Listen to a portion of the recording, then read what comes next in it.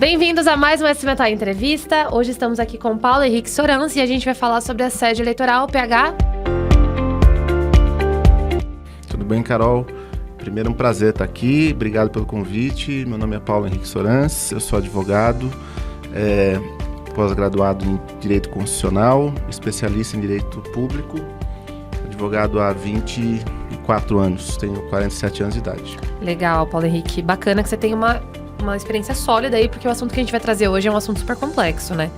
Bom, como eu falei, o Paulo Henrique, pessoal, tem atuação aí nesses entremeios políticos, eleitorais, então ele tá aqui hoje como realmente uma voz da experiência nessas situações e também para falar da questão jurídica no que diz respeito ao assédio eleitoral, né? Fala pra gente, primeiro, como que a gente conceitua o que é assédio eleitoral para o trabalhador que está assistindo entender. O assédio eleitoral, ele no Brasil, ele faz parte do contexto histórico do Brasil, desde sempre, desde a proclamação da nossa República, nós revisitamos na nossa história momentos, né? Então, tem um momento em que a história trata como o voto de cabresto, é aquele momento em que alguém que, numa posição hierárquica superior, no trabalho ou em qualquer outro ambiente, se utilize dessa superioridade hierárquica, vamos dizer assim, para influenciar os seus subordinados, ou para constranger os seus subordinados de uma maneira que votem ou deixem de votar em algum dos candidatos que tenham interesses de conflito, né, com os próprios. Né? Entendi. Vamos deixar claro de uma vez aqui. O trabalhador tem direito de se posicionar politicamente no ambiente de trabalho? Desde sempre. Eu acho legal resgatar um pouco da história disso tudo. Né? Primeiro que, assim, como eu disse, está na nossa história desde sempre. Desde a proclamação da República, você pegar ali de 1889 na proclamação até 1930, quando a gente viveu a época da República Velha, nós não vivemos uma democracia de fato, porque ali quem votava era uma parcela, um extrato muito pequeno da população. Ainda assim havia assédio. Os livros de história tratam do voto de cabresto dessa época já. E aí a gente vai lembrar, naquela época, por exemplo, o analfabeto não votava. Aí já excluía mais de metade da população brasileira, que era esse o percentual da época. As mulheres também não tinham direito a voto, a alistamento. Então você excluía da metade que sobrava, você excluía metade que eram as mulheres. E aí dos 25% mais ou menos que tinham direito a voto, ainda esses eram influenciados, sofriam também o assédio. E aí a gente chamava, né, até hoje a gente fala do coronelismo, né, os coronéis de grandes espaços do Brasil que interferem no voto. E aí aquelas histórias de troca de dentadura, de sapato por voto, isso tudo é uma forma de assédio, uma forma de constranger, uma forma de tentar desrespeitar o direito fundamental de cada um de nós, que é de escolher o seu caminho, escolher os caminhos do lugar onde vive e tudo mais. Então, assim, no ambiente de trabalho, você transfere isso para os dias de hoje, infelizmente, aí a gente não sabe dizer se isso se agravou nos últimos anos, porque a política no Brasil, a polarização, ela está mais acentuada nos últimos anos, e isso faz com que também as pessoas exagerem, né, na busca pelo voto. Se esse momento que a gente vive tem a ver com essa polarização mais acentuada, ou se é porque agora, com rede social, a informação também corre mais, pode ser que esse assédio sempre tenha existido e hoje ele é mais evidente. Sim. Ou pode ser que agora... Tem novas roupagens também, né? Igual Sim. Você falou, no passado se trocava esse voto por uma dentadura, se trocava esse voto por um sapato. Hoje tem pessoas que não estão literalmente trocando voto dentro do ambiente de trabalho, mas de repente estão cerceando uma parte da sua liberdade ali, deixando de dizer o que pensam, deixando de existir, né, da forma que existem. E você quer finalizar? Não, só para dizer que sim, tem troca também hoje. Ainda hoje, por mais absurdo que pareça, você tem denúncias de casos, por exemplo, do empregador oferecer dia de folga para aquele que declara voto no candidato X.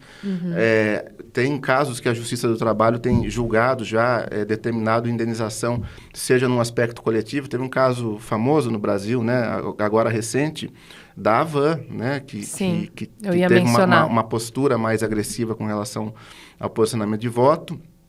E casos menores que a gente viu nas últimas eleições, em cerâmicas, enfim, em vários tipos de empresas, em que se troca. O assédio mesmo, dizer assim, olha, tem que ser esse candidato, porque senão eu vou fechar minha empresa, tem que ser esse candidato, porque senão isso vai acontecer. Casos de denúncias em que o empregador retém documento do empregado para garantir que ele não vai votar, numa região em que é muito forte, predominante o voto no adversário do empregador. E aí, óbvio que o trabalhador tem o direito de se expressar. Aí é preciso ter o cuidado do que acontece dentro da empresa e o que acontece fora da empresa, né? O que acontece dentro da empresa, muitas vezes a empresa tem um código de conduta e faz sentido que tenha. Você imagina, por exemplo, um comércio em que um trabalhador, de repente, chegue lá para atender no balcão com um boné, fazendo referência a um candidato qualquer, seja ele o de preferência do empregador ou não. E tem um impacto isso no atendimento e tal. Então, é normal que a empresa estabeleça um código de conduta para dizer ali dentro o que pode e o que não pode. Mas isso não significa que esse trabalhador não possa, por exemplo, nas redes sociais dele, expressar no seu carro, na sua casa, expressar a sua preferência partidária. Isso está garantido pela Constituição Federal, no artigo 5º, está dentro dos direitos fundamentais, liberdade de expressão, de pensamento, ideológica, está tudo isso no mesmo bolo. Entendi. E quais que são os indicativos, assim, que uma pessoa está sendo vítima de assédio eleitoral?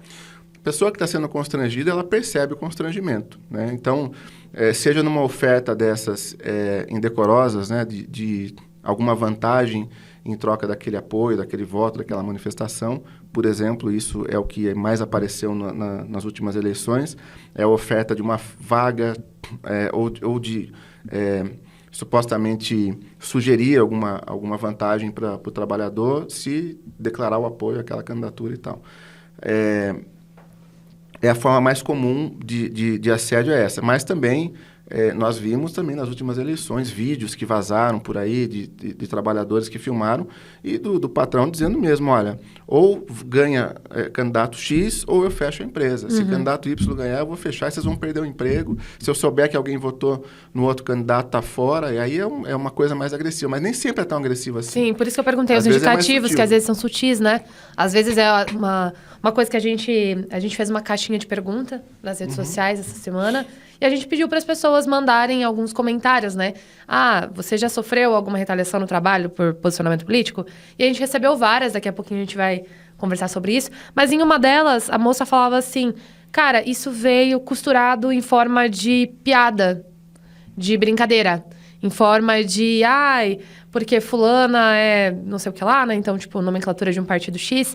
E aí ela pode, por exemplo, ficar sem almoçar hoje porque eles não ligam pra passar fome. Entende? Então, esse tipo de situação, por isso que o assédio eleitoral, ele permeia diversas áreas do direito, inclusive. Você tem a situação criminal mesmo, eleitoral, crime eleitoral, o assédio, ele é um crime, ele previsto em lei, inclusive com pena de reclusão, até 4 anos. Ele também passa pela questão trabalhista, né, porque ele envolve relação de trabalho. Então, se você tem, por exemplo, um assédio que é coletivo, né, o dono da empresa assediando todos, tem aquela coisa que é individual, de focar num ou dois trabalhadores, e tem aquela que você pega todos os trabalhadores daquela empresa. Esse coletivo, você pode ter a atuação do Ministério Público do Trabalho, você pode ter ação civil pública, inclusive. Eu ia te perguntar mesmo sobre as consequências jurídicas para empresas ou empregadores que estão cometendo. Podem ser consequências criminais, porque aí você está atingindo quem está, o ator mesmo, a pessoa física que está atuando em meio àquele assédio. Tem a questão trabalhista, né, que envolve o CNPJ, a empresa mesmo, que está praticando o assédio eleitoral, pode ser penalizada por isso, aí a multa. E você pode ter as consequências no âmbito civil também, né? De reparação de danos morais que possa haver por algum tipo de constrangimento e tal. Você pode ter indenização na Justiça do Trabalho, indenização coletiva, você pode ter indenização individualizada na Justiça Civil, você pode ter a questão criminal também, e a própria Justiça Eleitoral pode encaminhar a questão para a esfera criminal. Entendi. E vamos lá, a pessoa identificou que está ali numa situação em que se enquadra como assédio eleitoral e ela quer denunciar. Quais são as vias para se fazer isso? É por isso que é fundamental o trabalhador entender de que lado está dentro da sociedade, né? Porque por que a empresa se dedica tanto a fazer com que o seu candidato vença? Mas isso reflete o Congresso que nós temos hoje. O Congresso que nós temos hoje é um Congresso que subtrai direitos dos trabalhadores, é um Congresso que ataca violentamente os direitos fundamentais daqueles que dependem do Estado. Perfeito. Quem não depende do Estado vamos dizer assim, de temas polêmicos que estão rolando hoje, né? Vamos dizer, a questão do aborto, por exemplo. A gente sabe que quem depende do Estado é que morre fazendo aborto. Exatamente. Quem não depende do Estado, eu sei que aí a gente vai para um outro tipo de debate que não é essa polêmica que a gente quer tratar. Mas o congresso que a gente tem hoje é um congresso que reflete esse assédio, né? Você pegar os números de parlamentares que são empresários, são muito superiores ao número de parlamentares que representam trabalhadores. Por exemplo, o Congresso brasileiro não reflete o povo brasileiro. Não reflete, definitivamente não reflete nem em termos de gênero, nem em termos de cor, em aspecto algum, o Congresso reflete. E tem muito a ver com assédio. Tem muito a ver com assédio. Então, quais são as organizações que nós, trabalhadores, temos para nos proteger disso? O sindicato, fundamentalmente, é a peça central disso, né? Para que existe o sindicato? Para defender justamente essa relação de quem está na ponta mais fraca dessa relação, que é o trabalhador. O trabalhador está na ponta mais fraca e precisa de um órgão de representação que cuide disso. Então, o sindicato é um meio essencial de denúncia nesses casos, o Ministério Público do Trabalho, a Justiça Eleitoral. A Justiça Eleitoral, no período eleitoral, sempre tem aplicativo para denúncia. Você pode fazer denúncia anônima, você entra lá, baixa o aplicativo, faz denúncia anônima, diz qual é a empresa, diz o que está acontecendo, e o Ministério Público Eleitoral vai apurar. Se for o caso, vai transformar aquilo em ação, e se for o caso, vai até para a esfera criminal.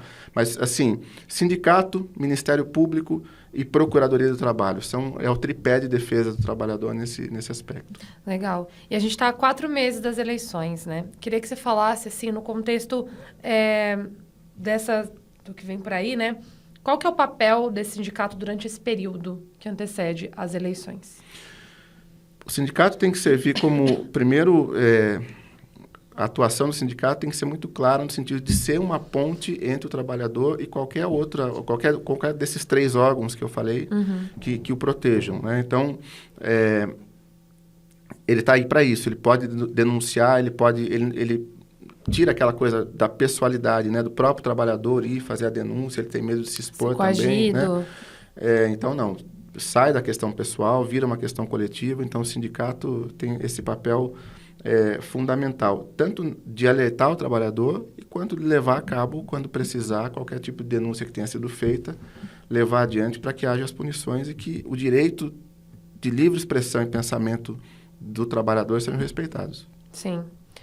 Como a gente estava falando sobre a questão do assédio eleitoral, queria que você desse uma olhada em alguns dos comentários que a gente recebeu nas redes sociais. Se você puder ler e depois comentar, por favor. Tá. O comentário é o seguinte: eu tenho que fingir que sou hétero e bolsonarista no trabalho. Cara, é complicado. Não posso postar nada nos stories por medo deles verem. Só uso close friends hoje em dia.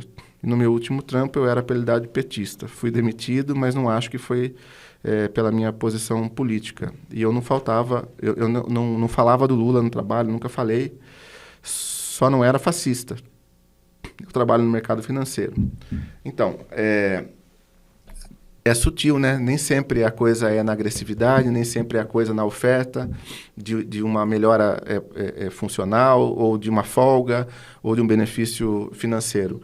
Às vezes é assim, como você havia mencionado, às vezes o assédio é numa piada, numa brincadeira, de forma pejorativa, mas de alguma maneira esse rapaz que está comentando, ele se constrangeu. Sim. Ele percebeu que pelas convicções dele, pela postura dele, ele estava de alguma maneira se sentindo afastado, se sentindo prejudicado. Isso é assédio. Sim. Isso é assédio. E ele falar que ele precisa fingir que ele é hétero, então, também tem isso. Aí você ultrapassa a questão do assédio eleitoral e vai para assédio moral também, envolve uma outra modalidade de assédio aí, né?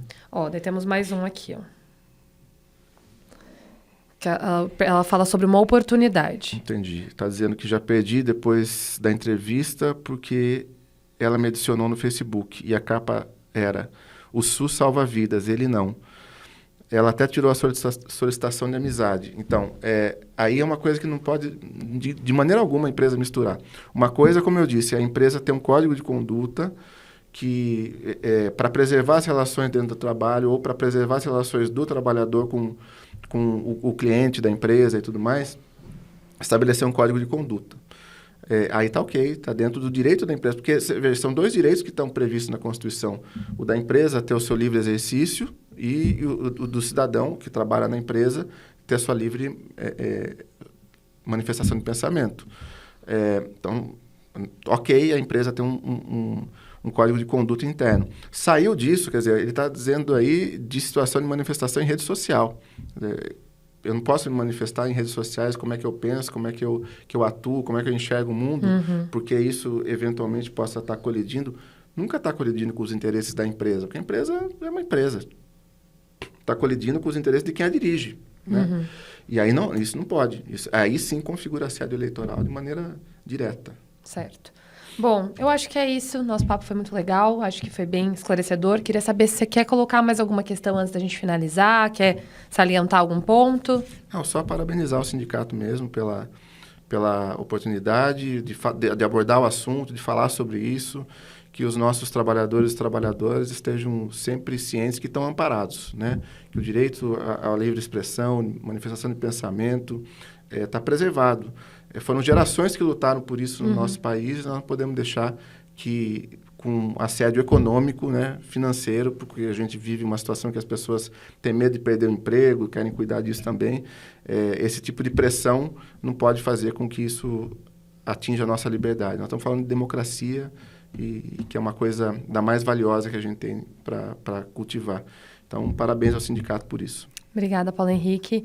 Muito obrigada, pessoal, pela audiência de todos. A gente se vê no próximo SMTO Entrevista. E, não se esquece, aqui no YouTube tem uma playlist só de vídeos do SMTO Entrevista. Então, a gente tem entrevista com o Paulo Miklos, Paulo Betti, temos entrevista com o presidente da Toyota e agora também temos esse episódio com o Paulo Henrique. Muito obrigada, até a próxima, Paulo Henrique. Obrigado, até.